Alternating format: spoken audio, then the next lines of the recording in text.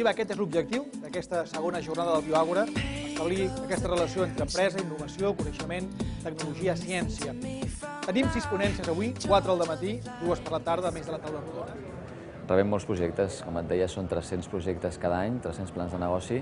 Déu-n'hi-do, això és un cada dia, pràcticament, no? I són de 4 subtipus, estan de ciències de la vida, tenim projectes també de medical devices, de dispositius mèdics, projectes de serveis i projectes també de tecnologies de la informació. Ara estem començant a rebre un nou tipus de projecte també, que és un projecte d'emprenedors socials, que també ens interessa molt i és molt engrescador i molt interessant. Sí. Hi ha molta activitat i cada cop n'hi ha més, afortunadament, no? Perquè al nostre territori el que li calia era precisament això. Tenim 6 dels 10 hospitals amb més impacte d'Espanya estan aquí a Barcelona, no? Catalunya, i és una llàstima que siguem tan punters en la generació de ciència, en la publicació d'articles, en les revistes científiques, i en canvi siguem tan dolents en quant a patents i en quant a generació de models de negoci, no? I és el que entre tots plegats estem intentant canviar. Les oportunitats de negoci en el sector healthcare són extraordinàries. De fet, és el sector número 1 del món en volum d'inversions i amb número d'inversions, diguem-ne, pel capital risc, no? Per tant, és un sector que genera molt de valor i avui per avui és el sector més atractiu que hi ha. Això és cíclic, d'aquí 5 anys segurament seran les renovables o altres sectors, però avui per avui és el sector amb més capacitat de generació de valor, per tant, hi ha molta innovació sanitària. Bueno, aquí fora ens coneixem tots plegats, no? De fet, hi ha molta tipologia de gent aquí fora, no? Hi ha els inversors de capital risc, companys, no? També, que ens veiem de tant en tant i compartim projectes, i hi ha emprenedors, hi ha molts emprenedors dels que s'han presentat precisament a l'últim foro que vam organitzar, al Col·legi de Metges, estan per aquí també, venen a fer networking, a parlar amb els inversors, i és el lògic, és el mercat que s'estableix entre emprenedor i inversor, doncs que aquí és una oportunitat més per fer networking. A vegades, bueno, a vegades no, sempre ha passat així, no? Quan hi ha crisi econòmica, quan hi ha grans daltabaixos, no? Quan hi havia un ponent que deia quan la gent pateix, quan la gent s'enfada, no? És quan surten bones idees. Vull dir que si un pot estar amb la societat del benestar, estant tranquil i menjant tots els dies i tenint tots els fronts coberts, doncs la tendència és apalancar-se, no? En canvi, quan hi ha necessitat, no? Quan hi ha problemes, és quan la gent està d'alguna manera més amb més energia, no? I jo crec que és això també el que està passant, no? Els joves, jo veig els estudiants que tinc que venen amb ganes, o sigui, que per primera vegada es plantegen, bueno, què faig? Acabo d'estudiar i què? Me'n vaig a l'atur? O em genero jo, no? Jo vull ser el meu propi jefe, jo vull tenir la meva pròpia empresa, jo valc, no? Crec que això és el factor diferenciador, no? Catalunya té molt de bo. Vull dir, jo estic aquí, he estat molts anys fora, porto la meitat de la meva vida fora, però mai m'he anat, no? Vull dir, he anat venint moltes vegades de la mà del Químic de Sarrià, de la mà de la Cambra de Comerç de Barcelona, de la mà d'institucions, organitzacions, empreses, emprenedors que m'han convidat i que m'han donat l'excusa perfecta per venir aquí. I hi ha molt de bo, hi ha un talent molt bo en aquests laboratoris, no? O sigui, hi ha recerca molt bona que s'ha de treure fora, hi ha uns hospitals potentíssims, no? Aquí a Bellvitge, a Sant Pau, al Clínic, a Vall d'Hebron, uns hospitals amb molts pacients, molt volum mèdic, uns metges molt ben formats i unes universitats també molt bones, no? O sigui que hi ha molt de bo. Què li falta? A veure, li falta treure's la por, treure's la por i posar a la gent, però la por se l'ha de treure als que ja tenim una edat, tens tendència a tenir més pressió, les coses estan més estables i tal. Jo dic d'animar els joves, falta animar i dir-los que són bons, que valen. Jo tinc els meus estudiants d'allà i els tracto com si fossin la joia de la corona, perquè són diamants en bruto, i que la gent d'aquí s'ho cregui, que un estudiant de 18 anys no fa preguntes tontes, sinó que realment pot ser el futur tecnòleg que curi una malaltia que ara està causant debacles. O sigui, et posaré un exemple, que és, jo soc investigadora de MIT des de fa 12 anys, però no tinc un contracte indefinit amb MIT. Cada 1 de gener m'arriba una carta del provost de recerca de MIT que em diu has estat reappointed, o sigui, recontractada com a investigadora del MIT de l'1 de gener fins al 31 de desembre. I ja està.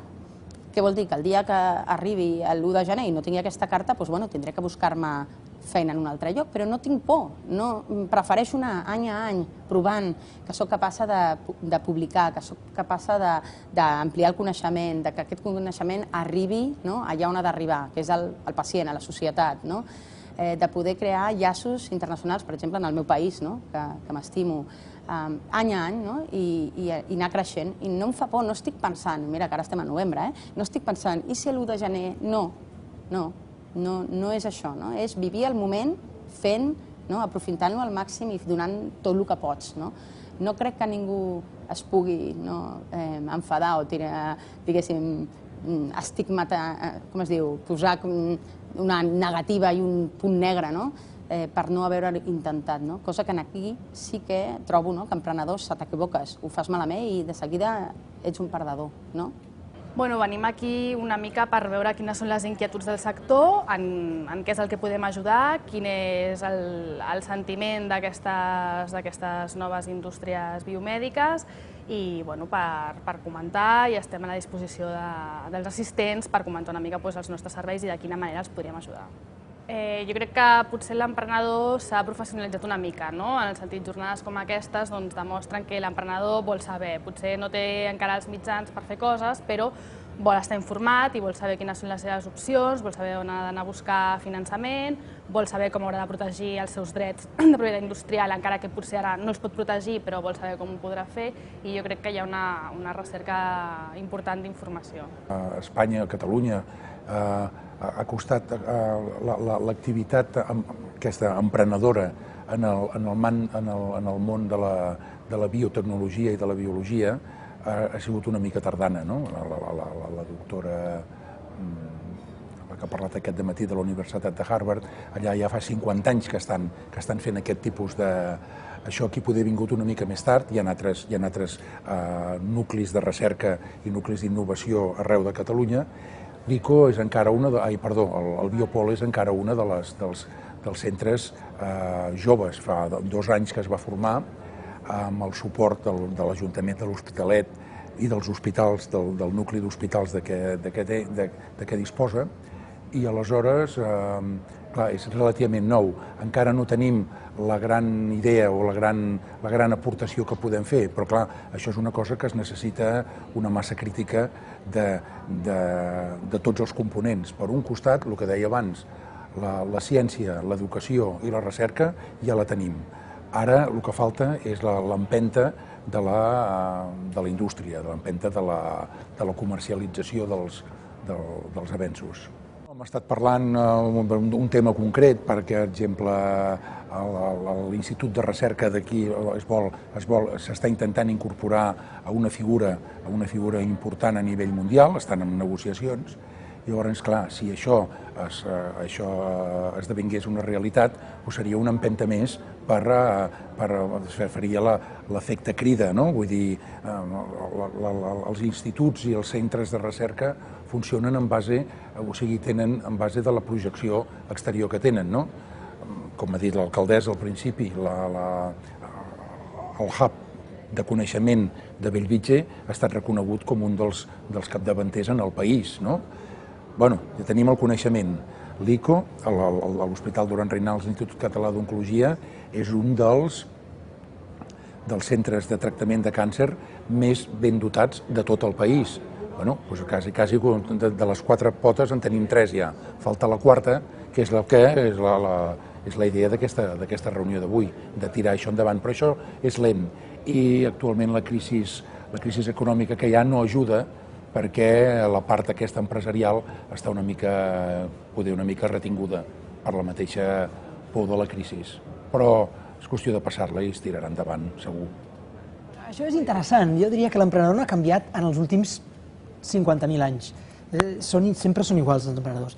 Si n'hi ha més ara, home, diuen que sí, que en els moments de crisi és quan s'acostumen a veure més activitat emprenedora. Té sentit.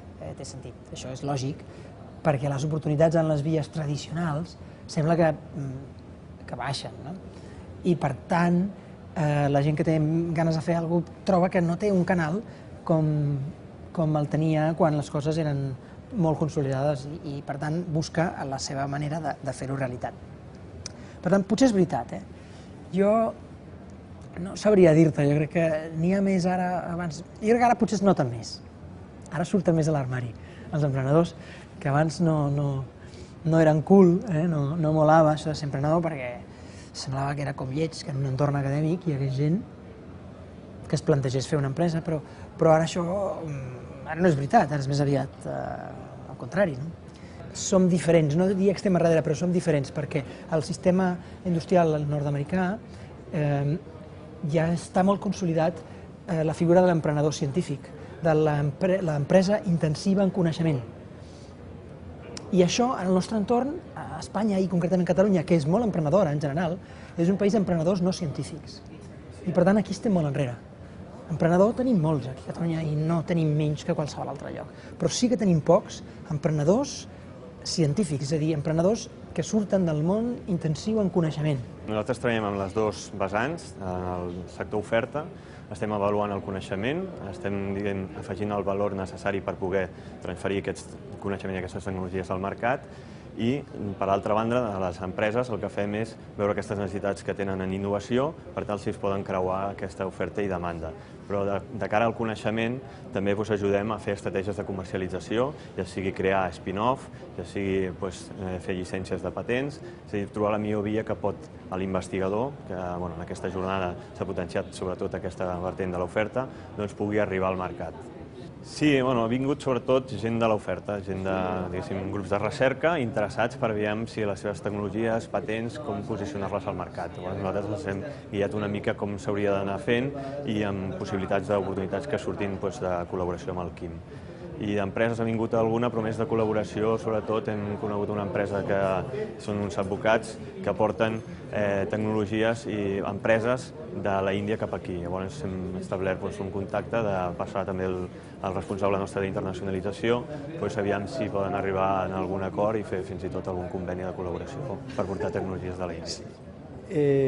Jo ara començo a donar-me de la necessitat de donar el pas de fer una iniciativa de posar en valor les troballes de recerca que tenim.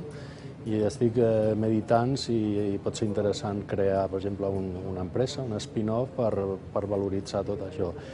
La veritat és que les poques coses que de moment conec sembla que és bastant difícil. No impossible, perquè tinc companys que ho han fet, però hi ha barreres importants. Jo crec que cal marxar fora per formar-se i és important visitar.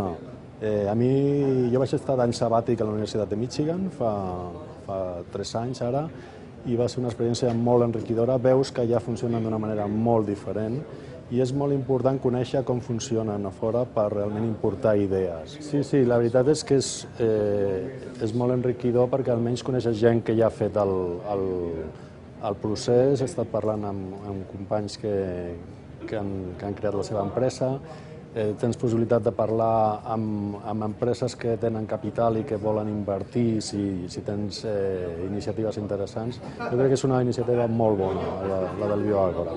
Espero que continuï.